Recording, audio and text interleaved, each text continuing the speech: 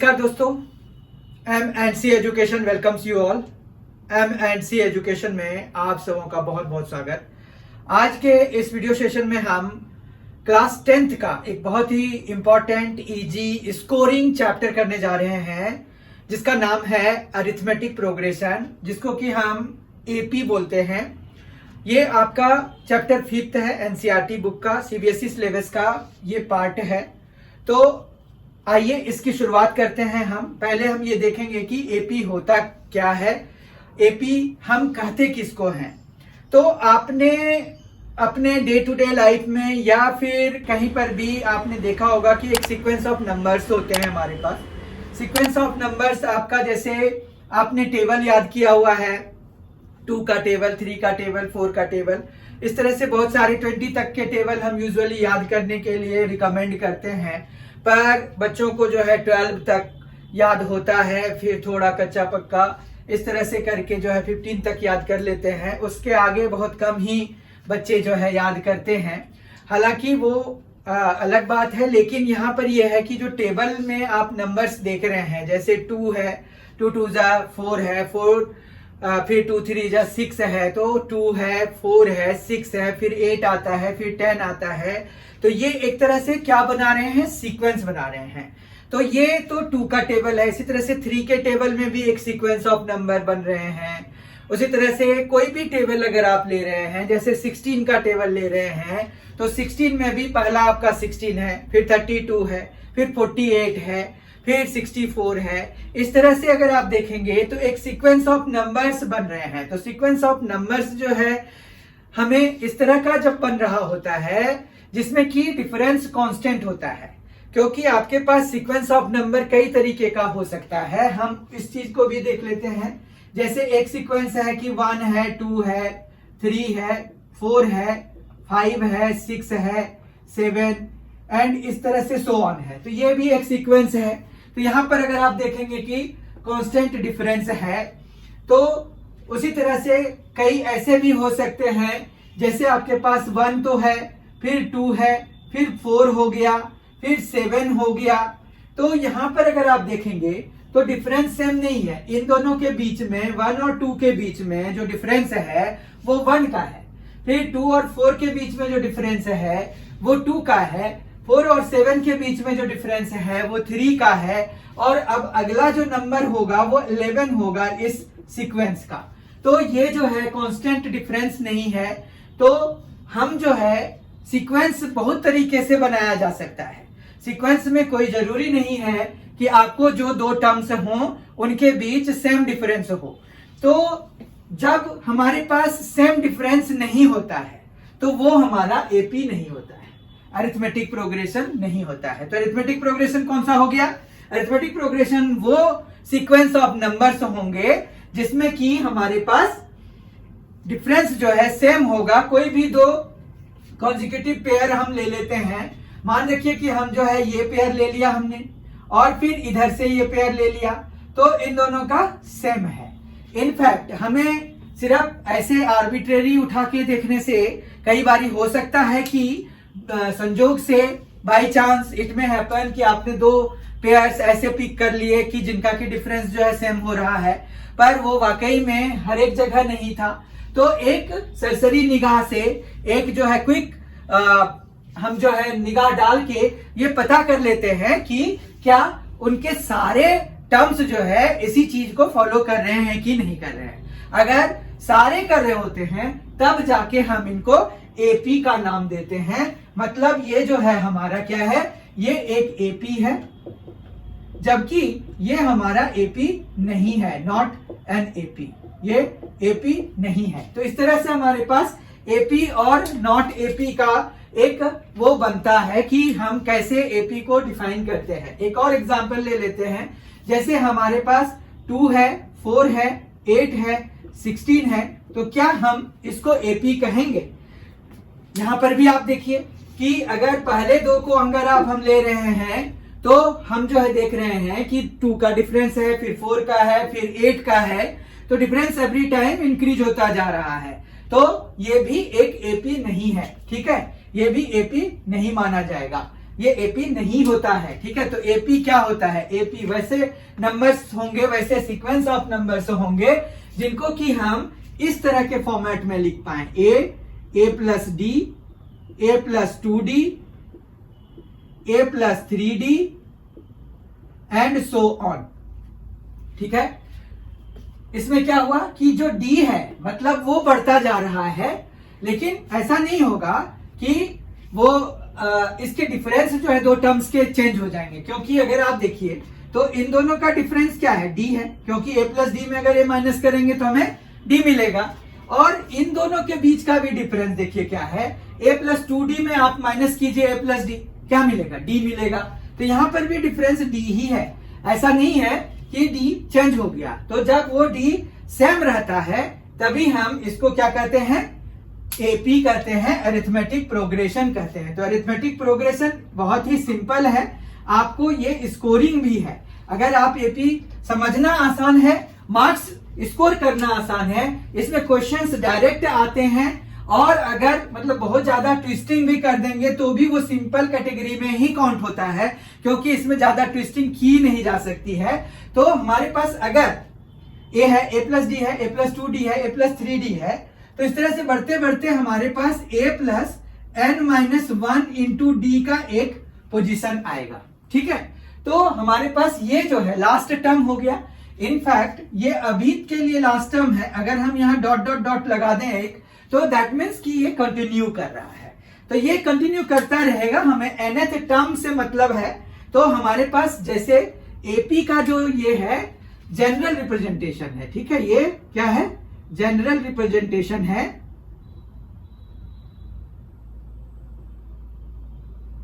ये general representation है of an AP.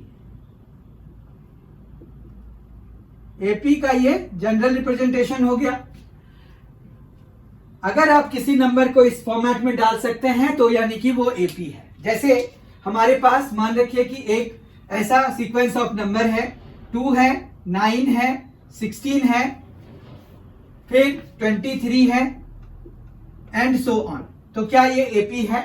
तो ये बिल्कुल एपी है। अगर आप देखिए तो इनमें कॉमन डिफरेंस क्या है? तो अब हमारे पास ये है कि अगर हमें एपी दिया हुआ है या हमने पता कर लिया कि वो एपी में है, तो हम कॉमन डिफरेंस कैसे निकालेंगे? तो we will take any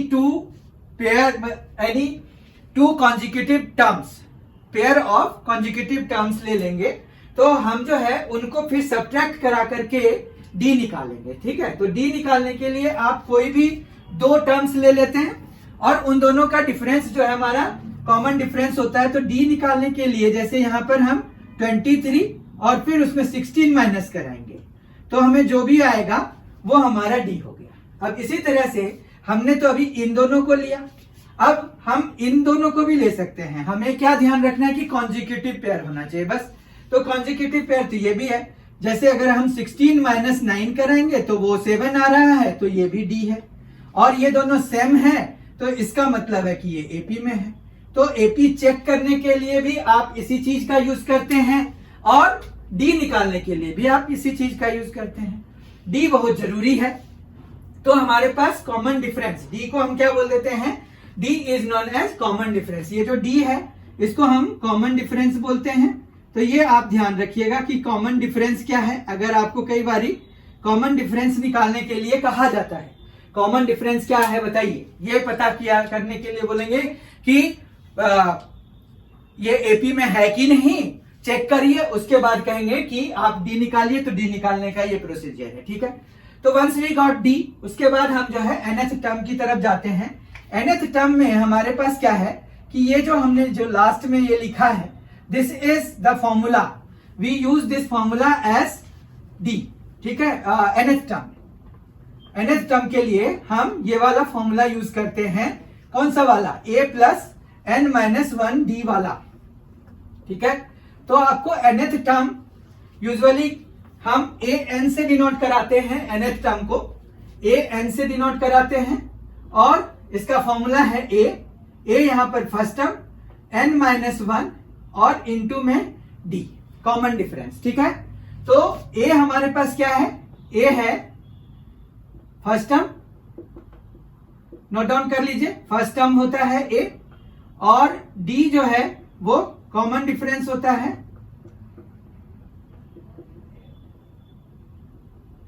common difference होता है। और एन जो है जो भी नंबर का टर्म्स है, मतलब वो nth टर्म जैसे होता है, तो हमारे पास कितने टर्म्स हैं, मतलब number of terms, number of terms, ठीक है। तो नंबर ऑफ टर्म्स अगर आपको पता हो तो आप जो है फर्स्ट टर्म पता है, कॉमन डिफरेंस पता है और कौन सा नंबर का टर्म निकालना है तो आप निकाल सकते हैं। जैसे अगर हम एक एग्जांपल लेते हैं कि हमारे पास 5 है, फिर 10 है, फिर 15 है, फिर 20 है एंड सो ऑन है। तो इज इट इन एपी? पहले सबसे पहला क्वेश्चन ये है कि क्या ये एपी है। अगर ये एपी है तो कॉमन डिफरेंस बताइए। तो इट इज इन एपी। कैसे पता चलेगा कि ये एपी में है कि नहीं है? तो आप यहां पर देखिए 20 माइनस 15 कितना आ रहा है, 5 आ रहा है।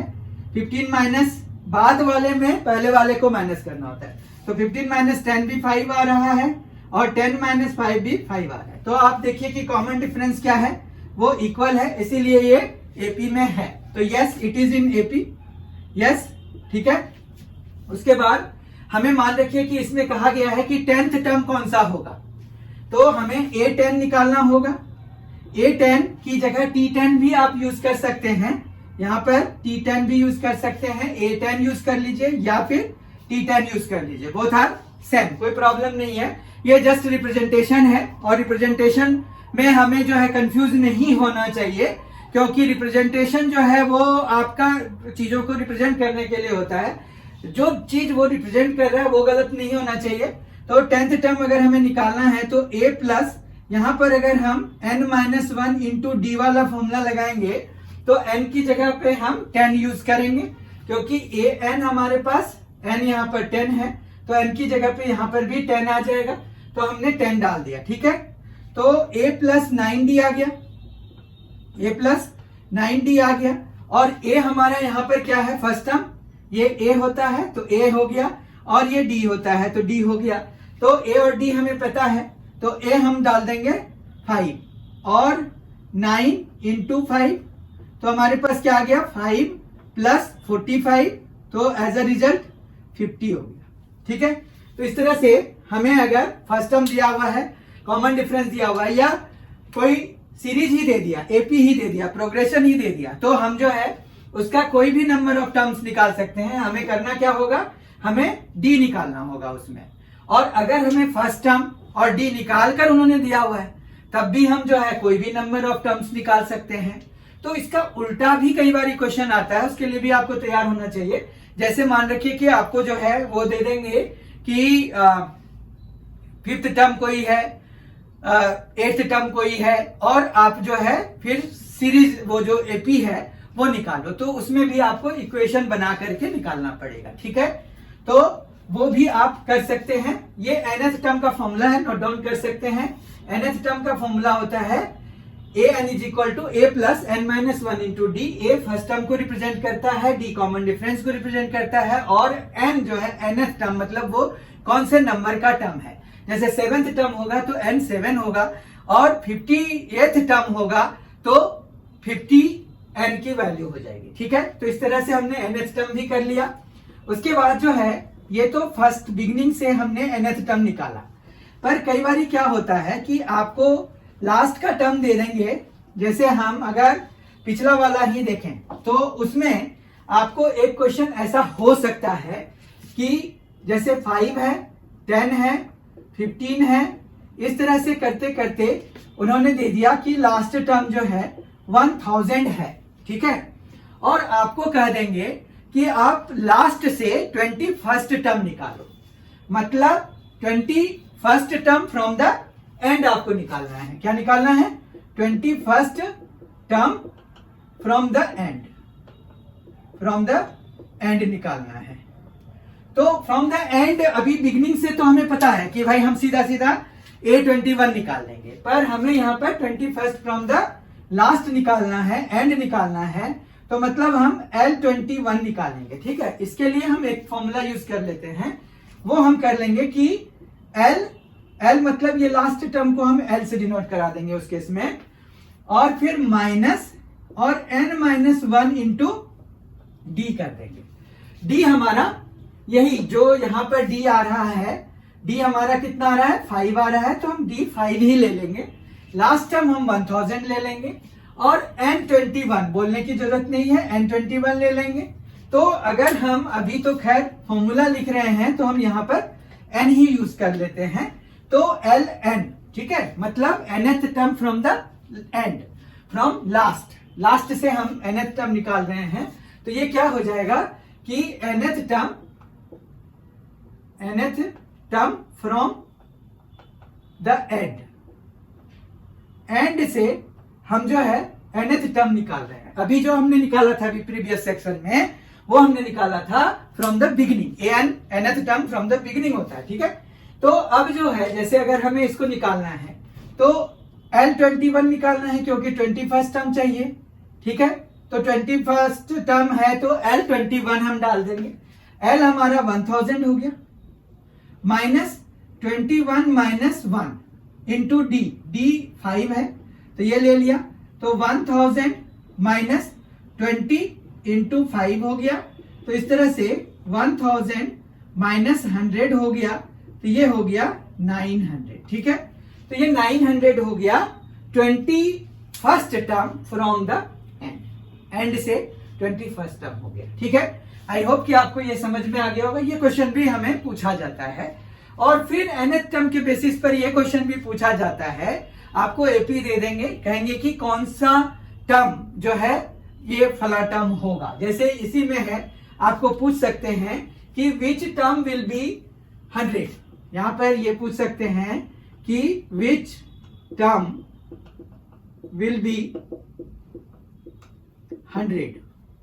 अब कौन सा टर्म 100 है ये अगर पता करना है तो आपको इसमें करना क्या है, इसमें करना है आप ले लेंगे कि लेट nth टर्म जो है इसका 100 है, ठीक है। nth टर्म 100 ले लेंगे और फिर an के लिए हमारे पास फॉर्मूला होता है a into n minus 1 into d, a plus n minus 1 into D, और ये इक्वल टू 100 है। फिर a की वैल्यू हमारे पास 5 है और प्लस n माइनस 1 हमें पता नहीं है और d भी हमारा 5 है, तो ये आ गया 100।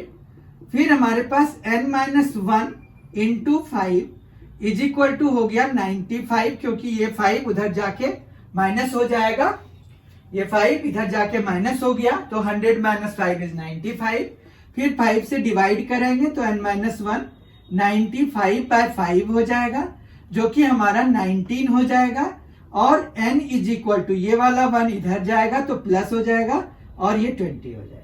तो 20th टर्म जो है, therefore 20th term of the given AP is 100, ठीक है। तो ये हमारा फाइनल आंसर हो जाएगा। आई होप कि आपको ये समझ में आ गया होगा कि किस तरह के क्वेश्चन, एक रफली आइडिया, बाकी आपको जैसे जो कंसेप्ट हम करते जा रहे हैं तो उसके हिसाब से आपको पता चल रहा होगा। अब जो है नेक्स्ट जो है हमारे पास आता है इस एपी में, जो सीबीएसई में जो क्वेश्चंस पूछे जाते हैं वो होता है किससे related, sum of n terms of N AP. Sum of n terms of N AP अगर आपको निकालने के लिए कहा जाएगा तो उसके लिए हमें एक प्रॉपर फॉर्मूला चाहिए। जिस तरह से हमने अभी तक nth टर्म के लिए फॉर्मूला यूज किया, उसी तरह से हमारे पास सम ऑफ n टर्म्स का भी फॉर्मूला होता है। तो let us find out that कि वो फॉर्मूला क्या होता है। तो हमारे पास जैसे s है, Sn है, तो a plus d plus a plus 2d, फिर इस तरह से चलते जाएंगे अगर, तो हमारे पास यहां पर आएगा a plus n minus 2d, फिर आएगा a plus n minus 1 into d, ठीक है। ये लास्ट के 2 टर्म्स हमने लिख दिए। आई होप कि ये समझ में आ गया होगा। उसके बाद अगर हम चाहते हैं कि ये फॉर्मूला Sn का डिराइव करना। तो हम कुछ ऐसी चीजें चाहेंगे जो कि कांस्टेंट आ जाए, सेम आ जाए। तो हम इसको क्या करते हैं, to get the same value हम Sn को उल्टा लिख देते हैं। उल्टा लिखने का क्या मतलब हुआ? उल्टा लिखने का मतलब ये हुआ कि आप जो है लास्ट टर्म को यहां पर लिख देंगे, तो ये हो जाएगा a plus N minus one into d. ठीक है, ये हमने लास्ट वाले टर्म को उठा के यहां लिख दिया है। ठीक है, ये वाला यहां शिफ्ट हो गया a के बिल्कुल नीचे, प्लस फिर सेकेंड लास्ट टर्म को हम यहां लिखेंगे, तो a plus N minus two into d, ये हम जो है सेकेंड टर्म के नीचे सेकेंड लास्ट टर्म लिख देंगे।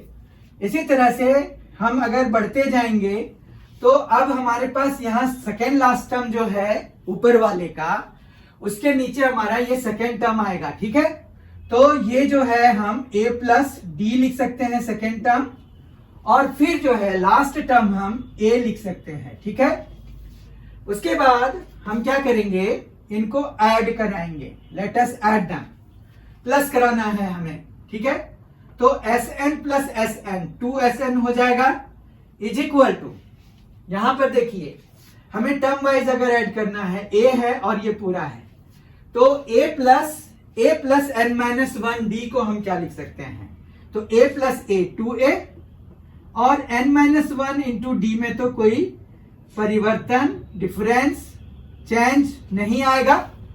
फिर a प्लस डी को अगर हम a plus N minus two into d से ऐड कराएंगे, तो a दोनों मिलके 2a तो बना ही देंगे।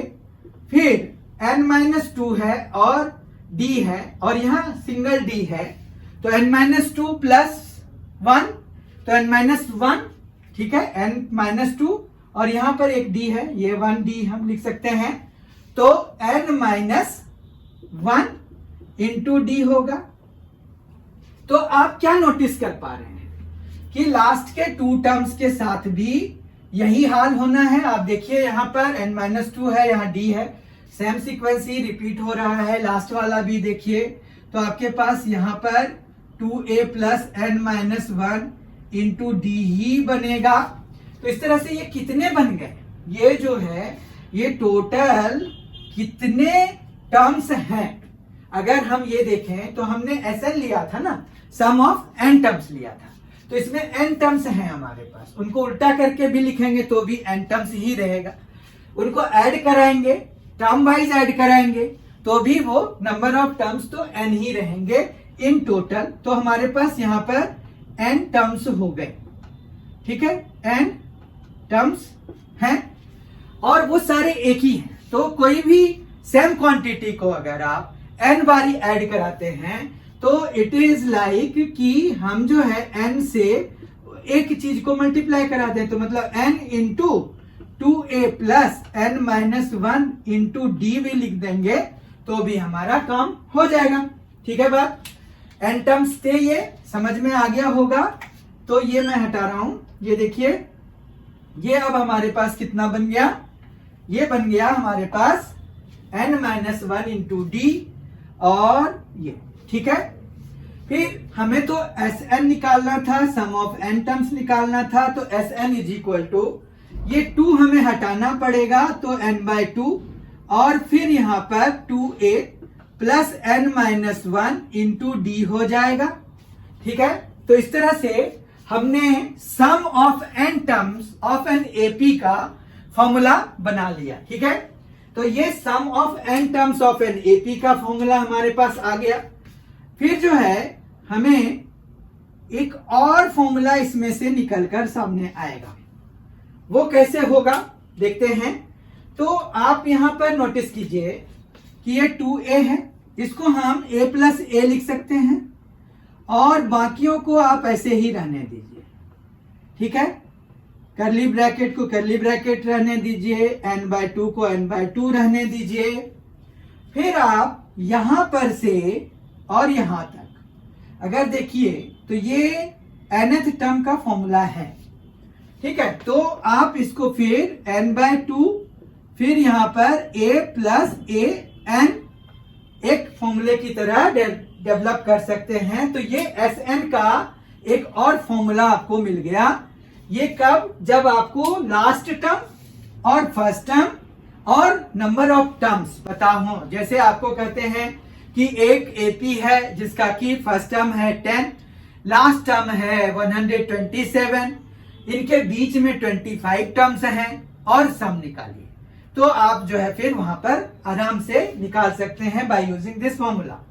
इस फॉर्मूले का एक और यूज बहुत ही अच्छा कि आप sum of first N natural numbers निकाल सकते हैं, क्योंकि sum of first N natural numbers का सम जो है इसमें हमें फर्स्ट एंड नेचुरल नंबर में पहला टर्म भी पता होगा और लास्ट टर्म भी पता होगा और नंबर ऑफ टर्म्स भी पता होगा। तो हम जो है वहां पर से sum of first N natural numbers निकाल सकते हैं। ठीक है, तो सम के लिए हमारे पास दो फॉर्मूला है, आप नोट डाउन कर लीजिए। सम के बेसिस पर भी क्वेश्चन आ सकता है कि कितने टर्म्स लेंगे। आपको एक एपी दे देंगे, कहेंगे कि how many terms should be taken, must be taken to get the sum this. ठीक है, या कहेंगे कि भाई सम इतना है तो बताइए कितने टर्म्स लिए गए थे, one and the same thing. ठीक है, तो आपके पास उस तरह से पूछ सकते हैं क्वेश्चन। या फिर कई बार सम देके आपको सीक्वेंस निकालने के लिए, मतलब एपी निकालने के लिए भी पूछा जाता है कि भाई सम इतना है, आपको कॉमन डिफरेंस दे देंगे, नंबर ऑफ टर्म्स दे देंगे और कहेंगे कि आप जो है एपी निकालो। तो एपी में अगर आप मेनली बात देखेंगे तो आप एक चीज नोटिस करेंगे कि एपी में हमारे पास बेसिकली दो ही चीजें हैं, और अगर एक थोड़ा सा और ज्यादा कंफर्टेबल जोन में जाना चाहते हैं तो तीन चीजें। क्या क्या है वो? एपी में आपके पास जो है मेनली दो चीजें हैं। दो चीजें कौन से? ए मतलब फर्स्ट टर्म अगर आपको पता है तो ये आपको फर्स्ट टर्म पता होना चाहिए। उसके बाद दूसरा आपको क्या पता होना चाहिए? कॉमन डिफरेंस पता होना चाहिए। अगर आपको कॉमन डिफरेंस और फर्स्ट टर्म पता है तब तो आप कोई भी प्रॉब्लम एपी से रिलेटेड कर सकते हैं। तो हमारा पहला टारगेट यही होता है कि हम किसी तरह से जो एपी है उसका फर्स्ट टर्म निकाल लें और कॉमन डिफरेंस निकाल लें। Once we get these two things तो हमें आराम से मिल जाता है। बाकी जो तीसरी चीज होती है वो नंबर ऑफ टर्म्स हो गया, या आपको nth टर्म दे देंगे, या फिर आपको सम ऑफ n टर्म्स दे देंगे। तो वो एक एक्स्ट्रा चीज हो गया जिसको कि हमें निकालने के लिए कहेंगे। पर मेन जो मुख्य चीज है वो यही दोनों है, first term and common difference. ये निकल आएगा तो फिर हम कुछ भी निकाल लेंगे इसका बाय यूजिंग द फॉर्मूला, और अदरवाइज भी हमें निकल जाएगा। ठीक है, तो आई होप आज की क्लास में आपको जो एपी के जो कंसेप्ट थे, ये सारे ही कंसेप्ट हमने जो क्लास 10th के लेवल के हैं, चैप्टर 5 एनसीईआरटी बुक का जो है क्लास 10th का, वो सारा ही कवर कर लिया। इसमें जो है हमने कुछ इंपॉर्टेंट क्वेश्चंस के मतलब एक प्रोफॉर्मा की किस टाइप के क्वेश्चन पूछे जाते हैं किस सेक्शन से, वो डिस्कस कर लिया। लास्ट से जो है हम nth टर्म बिगनिंग की तरफ जब हम बढ़ रहे हैं तो वो कैसे निकालते हैं वो हमने पता कर लिया, किसको एपी कहते हैं वो पता कर लिया। तो इस तरह से बहुत ही ज्ञानवर्धक सेशन माना जा सकता है इसको। तो आई होप कि आपको भी सारी चीजें समझ में आ गई होगी। पर अगर कुछ प्रॉब्लम रह गई है तो आप कमेंट बॉक्स में जरूर ही लिख के भेजें। We will try to solve it as earliest as possible. बहुत बहुत धन्यवाद। Thank you so much for being with us. Thanks a lot. Enjoy yourself. And don't forget to subscribe, like and share this video. Subscribe M&C channel, M&C education channel. And share it with your friend. Recommend them to subscribe M&C education channel. Thank you so much. Thank you so much for being with us. Thanks a lot. Enjoy yourself.